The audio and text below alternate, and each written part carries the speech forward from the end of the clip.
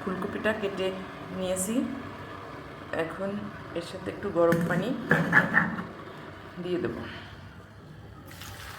লবণ পানি।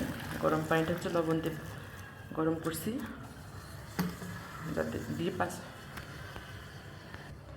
5 মিনিটের জন্য ঢেকে রেখে দেবো। ফুলকপিগুলো গরম পানি থেকে তুলে ধুয়ে পরিষ্কার করে এতে অ্যাড করছি আদা বাটা, পেঁয়াজ বাটা, রসুন বাটা, শুকনো মরিচের গুঁড়া, দিলাম হলুদ, ধনের গুঁড়া, জিরের গুঁড়া, স্বাদ মতো লবণ। এখন আমি এতে দিয়ে দেবো একটু টমেটো সস। এটা অপশনাল, আপনারা দিলে দেবেন, না দিলে নয়, আমার কাছে আছে আমি দিচ্ছি। এখন আমি এতে দিয়ে দিচ্ছি চাউলের গুঁড়া। আপনারা কর্নফ্লাওয়ার থাকলে দিতে পারেন, আমার কাছে কর্নফ্লাওয়ার নেই, তাই আমি চাউলের গুঁড়াটাই দিয়ে দিলাম। এটা হচ্ছে ময়দা, আপনাদের কাছে যদি ময়দা না থাকে আটা দিলেও হবে। দিয়ে এখন এগুলো আমি সুন্দর করে মেখে নেব।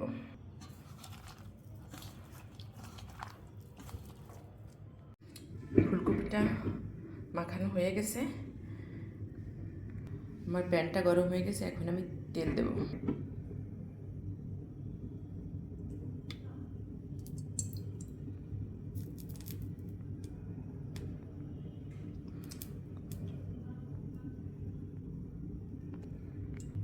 তেলটা গরম হয়ে গেলে আমি একে একে ফুলকপির পাকোড়াগুলো ভেজে নেব।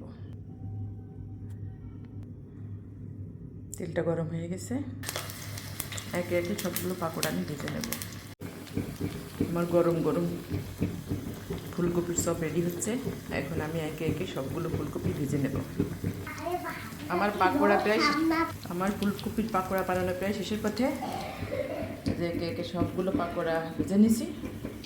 এখন গরম গরম পরিবেশনের পালা।